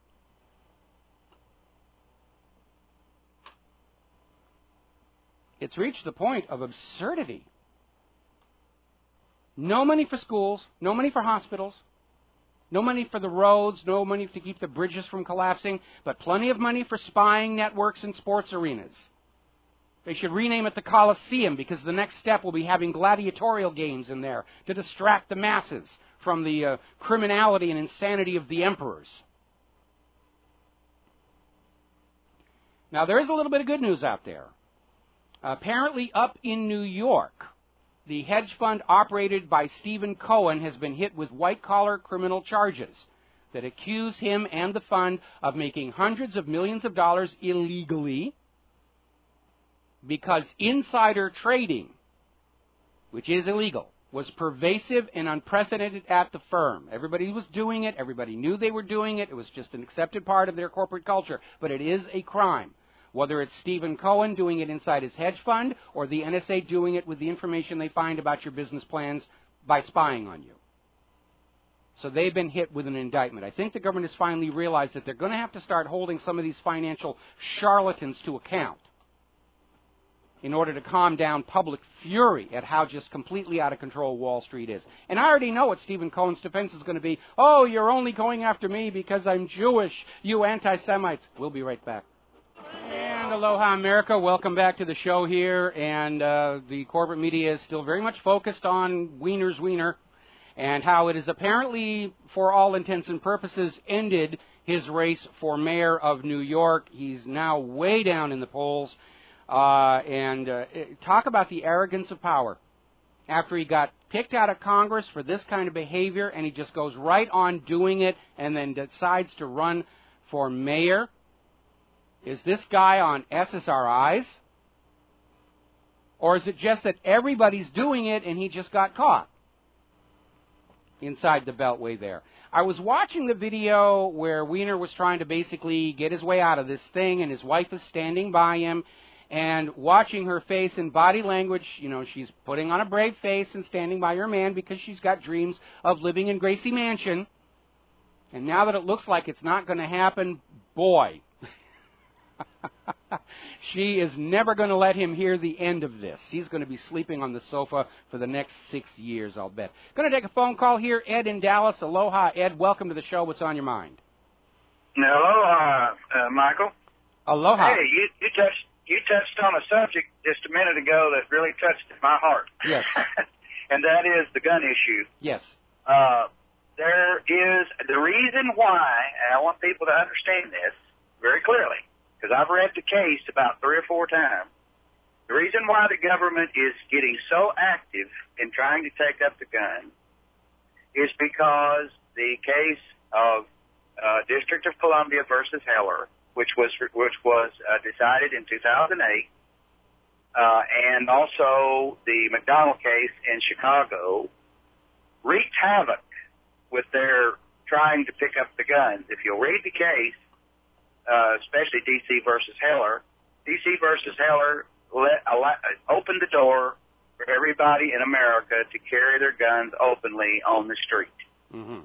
And they're worried about that. They're freaking out. They don't know what to do. So what they're going to try to do is they're going to try to pick up as many guns as they possibly can before somebody carries an issue from one of the states up to the Supreme Court and gets rid of about most of the gun laws in their state, because that's what they're worried about. But no one has done it yet. But they're worried about it, and that's why they're trying to pick up the guns before it happens. Yeah, they're doing everything they can. Their latest spin now is that you don't have a Second Amendment right to your gun if you're mentally ill, and the government gets to decide if you're mentally ill. They've already declared en masse all of our returning veterans from the war zones are mentally ill and should not be allowed to own their own firearms, because in the event of a confrontation between the government and the people, those returning veterans represent an already trained and effective fighting force that the government doesn't want to have to deal with. And the reason why they're harping on the mentally ill thing is because if you'll read the D.C. Heller case, you'll see in there that those are one of the exceptions that they made in the case. Yes. Was that it was either mentally ill or somebody who was a felon. That they didn't say this, but I know that if somebody took it up, this is what they would say. And that is that if it's a mentally ill person, they shouldn't have a gun. And the other one is if they are a felon. They didn't say it, but I know what it means. They mean a felon that has used a gun to commit a crime, but not a felon if you're a drug felon or something like that. Only if you're a drug felon that has used a gun. They didn't say that, but I know that if somebody was to take that issue up to the Supreme Court, that the Supreme Court would say, yeah, you weren't charged with a gun crime, you were charged with a drug crime, and that's not covered. See? Well, so if you read that case, earlier in the you'll find it. All right, this line delay sometimes has us stepping on each other. Earlier in the week, one of the main gun grabbers, and I forget which one it was, I'm tempted to say it was Nancy Pelosi, but I may be wrong on that, basically came out with the idea that anybody who actually likes firearms is automatically considered mentally ill. If you like guns, if you like shooting, if you like building the guns, but that's a sign of mental illness right there, and we should take your guns away from you. I mean, that's the extreme lengths they're going to justify this. And by the way, have you noticed the focus is always on these military-style rifles and high-capacity magazines, even though the vast majority of crimes in this country committed with a gun are committed with small, concealable handguns. Saturday night specials. Well, actually, the truth of the matter is, I saw a statistic where it said that most of the murders that are created in the country last year were with a hammer. Yeah. With a gun. Yeah, and baseball bats. And by the way, another little scam that they do when they talk about how many people are killed by guns every year, they're including in that number people who commit suicide by firearm. And if you take away the guns, these people are still going to be dead because they'll jump off of a building. Or they'll walk into a biker bar and scream, all you bikers suck, or something like that. That's right. That's right. You got it. So all they're doing is they're using that case. They know that. They know about that case, and they're afraid of it. And so when you read that case, you'll see what I'm talking about. You'll understand that that's exactly what they're doing. Is they're trying to get as many guns away from the people as they can before somebody comes and challenges it and gets rid of about 3/4 or all of the state laws against carrying a firearm on the street. You see, I live in Texas. In Texas, if you carry a gun on the street, boy, you are in dire trouble, you know. And so most of the states are that way. There are some states now that are opening up, but if you'll notice, the reason why these states are opening up is due to that case. Yes. Because they know that eventually it's going to be challenged and it's going to cost them a lot of money, so they might as well go ahead and go ahead and repeal those bad laws to reflect what that case said. See? Well, you know why they're focusing on... Do you know why they're focusing on the assault rifles, even though assault rifles are not the majority weapon in crimes committed in the street? It's because those are the rifles that would allow the American people to basically say no when they reach the breaking point. Yes. And that's why they're trying to take those guns. That's why Biden is out there saying, oh, all you really need is a shotgun. You know, they're basically they're going after the weapons that would be most effective against the government lackeys trying to basically break into your home to do whatever they're going to do. That's right. Remember what Alexander Solzhenitsyn wrote in the Gulag Archipelago? If only we had simply lay in wait for the government operatives and then just taken them out with axes or whatever we had at hand, Stalin's machine would have ground to a halt, because it doesn't matter how greedy or tyrannical Stalin is. If the instruments of the state, if the government agencies, the government agents realized that every time they went out to make an arrest or kick down a door, there was a real chance they weren't going to come home, they'd stop doing it. They'd find other employment. And that's the reason the government's gun grabbers are so focused on these military-style weapons, even though those weapons, by and large, are not used in crimes. They're used in these staged mass shootings to sell the idea that these are a particularly pernicious and dangerous weapon, but the crime statistics say absolutely not. Gun crimes, crimes committed with guns, involve small, concealable, inexpensive Saturday night specials or small caliber automatics that can be concealed. Nobody walks down the street on their way to rob the convenience store carrying a full-on AR-15 with the 4-slider rail and the light and the LED, the laser diode aiming stuff. That's nonsense. It just does not happen. But that's what they're trying to sell you. Case opened the door, believe it or not, Michael. It opened the door for you to carry rocket launcher down the street if you wanted to. Okay, well, actually it did. We've got to take a break for commercials. Thank you for the phone call. We'll be back with another phone call on this topic after these words from our sponsor. Aloha, America. Welcome back to the show. We're going to go back to the phones. Fred in Michigan. Aloha, Fred. Welcome to the show. What's on your mind? Well, two things. First, to finish up on the Federal Reserve fiat debt currency, some fellow called the Common Sense Revisited program Saturday afternoon. And the caller said that in Title 12 U.S. Code, and I believe it was Section 411, I'm going to hopefully someday get in and corroborate this, but purportedly that statute provides for the exchange of, at any Federal Reserve bank, Federal Reserve currency for U.S. Treasury notes. For lawful money. So, believe it or not, the original Federal Reserve notes had that. When you look at the modern pretty printed piece of paper, it says up there in the corner, this note is legal tender for all debts public and private. Now, it used to say, and may be exchanged for lawful money at any Federal Reserve bank. And so it was basically an admission that the Federal Reserve notes issued by the Federal Reserve did not represent lawful money under the laws of the United States of America. Of course, now they've taken that off there because they want you to believe that these bank-issued debt instruments represent the lawful money of the United States of America, and they do not. The lawful money of the United States of America are silver and gold coins in the appropriate weights or claim checks thereof. Thank you. Thank you. Indeed. And until we are successful in paying back through Congress the $1 billion to private stockholders, I guess this might be the next best thing. Now, on the issue of gun rights, if I'm not mistaken, Arizona has provisions to carry openly or concealed without any government permission. I'm not actually familiar with the current state of Arizona law. I know some states are like that. Vermont, the concealed carry is you pick the gun up, you put it in your pocket, and you go on out. And unless and until you commit a crime with that gun, nobody says anything to you. Yeah. Well, here in Michigan, there are restrictions. Before Sandy Hook, the governor was about to sign into law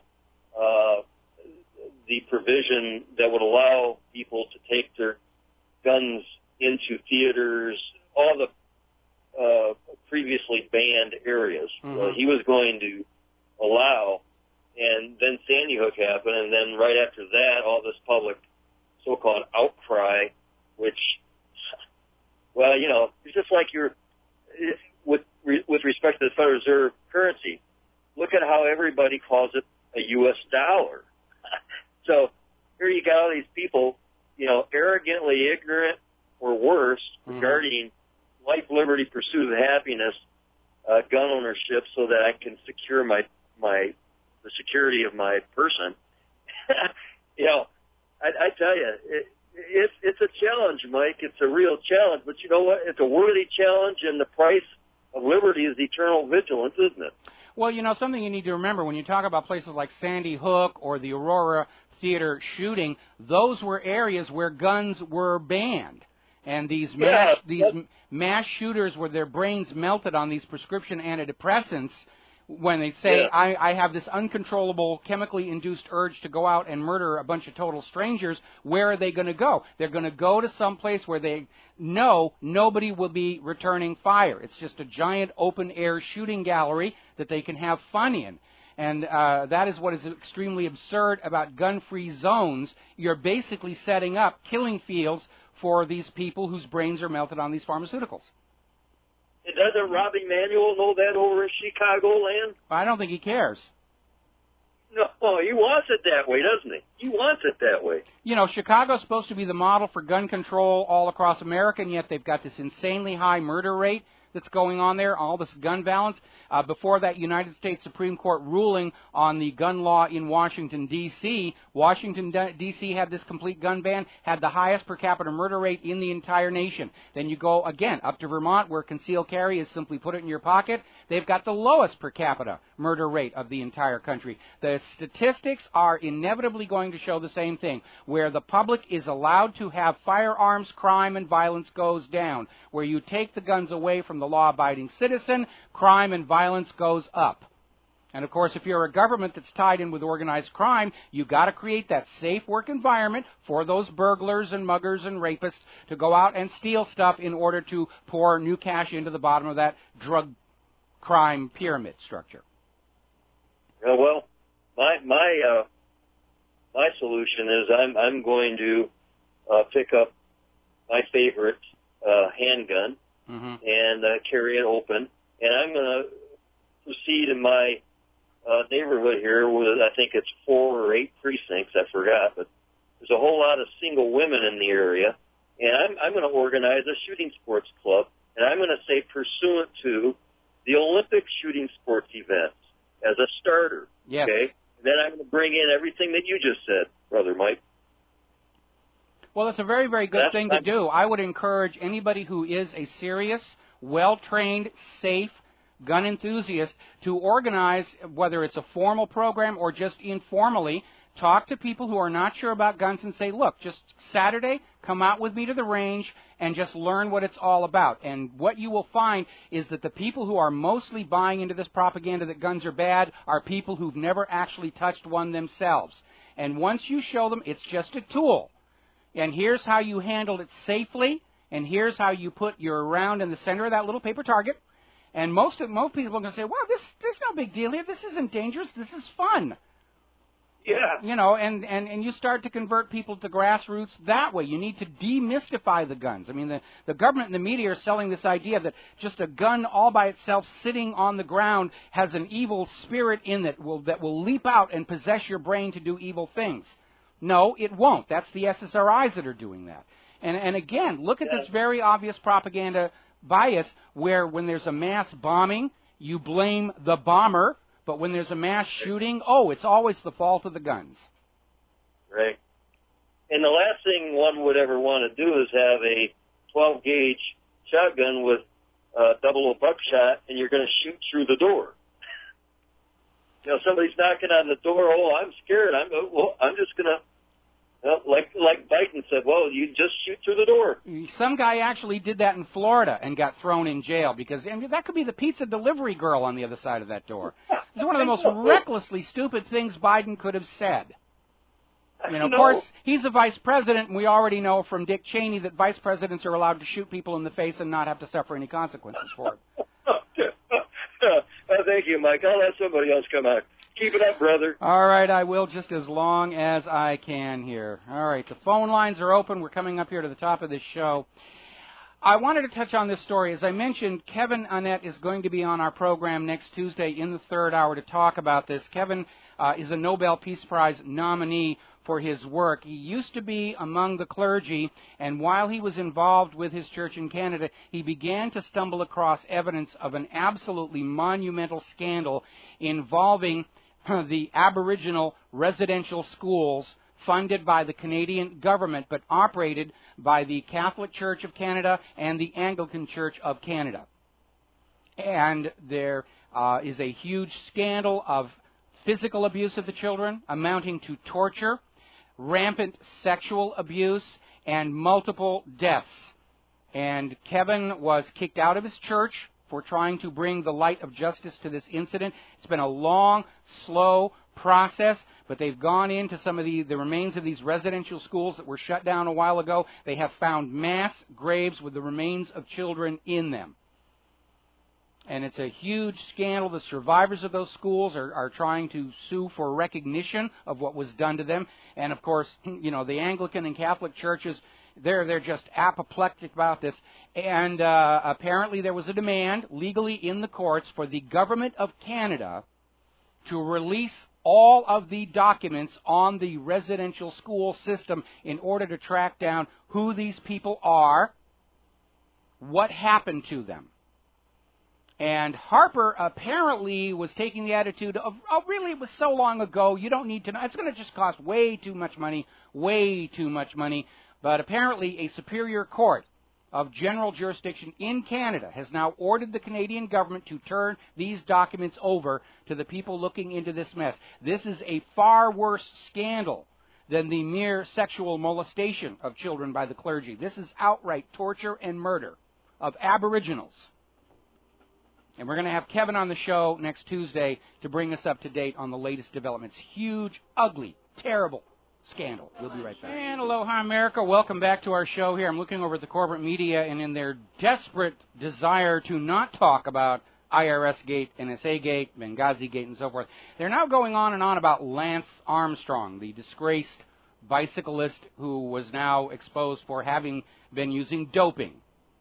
Performance-enhancing chemicals, and now he's in trouble. He's lost all his endorsement deals. They were selling this stationary bike trainer for your home. They're now scraping his name off of that.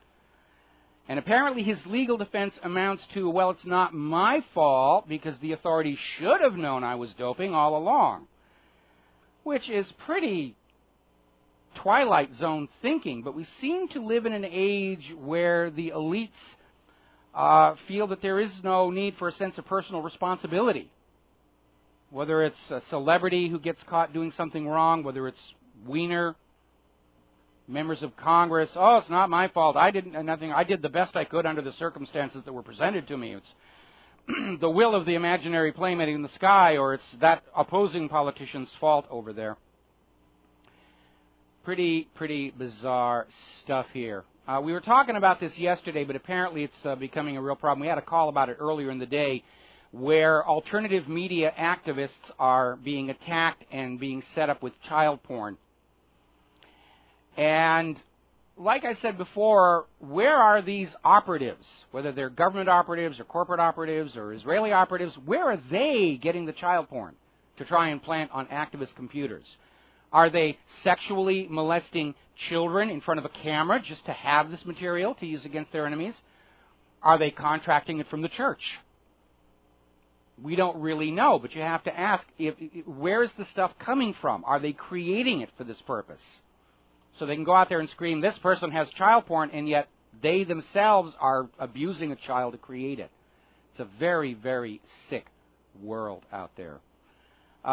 Somebody posted a comment about the FBI using hyperlinks to snare child porn suspects, where they're putting out links to try and lure in potential suspects so they can say, oh, we got your IP trapped on this child porn website. Well, it's easy to spoof somebody. Take that child porn website, run it through tinyURL so it's no longer recognizable, email it to somebody, and boom, they're trapped. And again, absent intent or any volume of traffic from that website, I think anybody arrested on this would be acquitted, but the damage to their public reputation would be done, and they'd be financially ruined from their legal defense. So we're entering an age where the government is desperate enough to really start playing dirty. And one of the problems we have with this government is that it's populated by people who think the willingness to lie, cheat, steal, and kill makes them superior human beings. And it doesn't. It just makes them human beings willing to lie, cheat, steal, and kill to get what they want. Where back here they're trying to scream about global warming, and we've got this Senate candidate over in New Jersey running this online campaign ad saying millions will die without a carbon tax to fix global warming. And he's definitely beating a dead horse. Over at blog.al.com, they ran a poll. Are the dangers of global warming a myth or a reality? 2/3 of the respondents are saying there's no threat, there's no danger. It's all hype. There's no more reality of human-caused global warming than there was of Saddam Hussein's nuclear weapons here. So now the carbon Nazis are onto a new scam. Yeah, it's true. Raising carbon dioxide isn't really going to do all that much. It's making the plants grow faster and taller and bear more fruit and vegetables, which is what we need with the world cursed with starvation. But the real danger is methane, that if carbon dioxide goes up any more in the atmosphere, it'll trigger giant undersea methane blowouts. And that will cause millions of people to die. Just the fear-mongering is going on. They're just trying to find some way they can go on with this push for a carbon tax. It's just another scam to take money from you for a problem they created out of thin air. Because the climate always changes. That's nature. There has never been a time in the 4+ billion year history of planet Earth where the climate was not changing and changing dramatically. The life that first evolved on this planet wouldn't recognize the planet the way it is today. It's always changing. There's no such thing as the balance of nature. It's a nice, poetic, romantic idea. It doesn't exist. Nature is change. Nature is chaos. Nature is careening down the corridors of time, banging into the walls. New life forms evolving, old life forms going extinct. It's the way it's always been. Long before there were humans, there was climate change. And climate change will go on happening long after humans have been replaced by whatever it is that's going to evolve to take our place. But politicians like to take something that's already happening, like climate change, and declare it a crisis. The climate is changing. You've got to give us your money and your obedience so that we can deal with this crisis. And we know that climate on Earth is dominated by solar activity. And I don't think there's anybody in the Carbonazi group, not even Al Gore himself, who really says they are able to control the output of the sun. It's just not within the range of our technology at this time. We also know that the shape of the Earth's orbit slowly changes over time, going from circular to more elliptical over approximately 100,000-year cycles. When the orbit is circular, the Earth is warm. When the orbit becomes more elliptical, because of Kepler's law, Earth spends more time at the far end of that ellipse away from the sun, and that's where we get the ice ages. So until the Carbonazis can change the shape of the Earth's orbit, they can't do anything about that either. This government is great at selling you solutions to problems that don't really exist, that they make up out of thin air. Global warming, the war on terror. But they can't fix those oil wells in the Gulf of Mexico. Got another one that's leaking and burning, although supposedly that hole caved in on itself and the fire is going out. Couldn't do anything about the radiation coming out of Fukushima. Reactor 3 is still boiling. There's an uncontrolled fission reaction happening down in the ground there. They can't deal with real crises because they've been too many generations of just making stuff up out of thin air and selling you a solution to it. And these are people who are not really able to deal with the real world and real world problems and crises.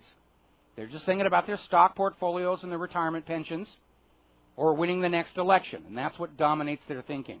When the United States was first created, we truly had a government of the people, by the people, and for the people. We had carpenters in there. Yes, we had a lawyer, Thomas Jefferson. John Hancock sold insurance. Paul Revere was a silversmith. These were people who knew how to make businesses run. They didn't rely on their congressional salaries to live on. They understood. There's the job I do to be part of the economy, and then part-time I have this honor of being in the Congress. But today, our government has become a self-created elite. They're all lawyers, all inherited wealth. Very few of them actually know how to do anything useful. Ron Paul, again, the exception. He's a medical doctor. It's probably one of the reasons why his policies were so grounded in the needs of the ordinary American people. And the rest of them are people like Mitt Romney, who's just spoiled rich kid, grown up, wants to be head of the big country club. We, the people, teachers, carpenters, road layers, bricklayers, are not well represented in the Congress. Wall Street's well represented in Congress. Israel is well represented in Congress, but not you or I. We're not part of the club. We have dirty hands. We can't be allowed inside Washington, D.C. if we have dirt under our fingernails. Horror upon horrors. And that is a real reason why this government has grown away from any concern for the American people, of any respect for the American people. Because when you have a government that lies to you as often and as ready as this government lies to you, it is a sign of a complete lack of any respect for you at all as a human being. They don't see you as a fellow human being on the road into the future. You're chattel. You're the herd. You are there to be harvested for your work product and to breed new soldiers. And that's where it ends. So have patience. I think it's all going to come crashing down, and then we need to set up a brand new country, the blueprint for the new America. There's the music. I got to get out of here and get something useful done with the rest of the day. We'll be back tomorrow here on the Republic Broadcasting Network. Claire will be with us in the third hour. Please take a moment to go to Republic Broadcasting, hit that donate button, or go to Republic Trading Group, buy some silver and gold from them. It always helps us getting out there. We're up on XDS. We're looking for affiliates. Call your local radio stations and nag them. Aloha, America.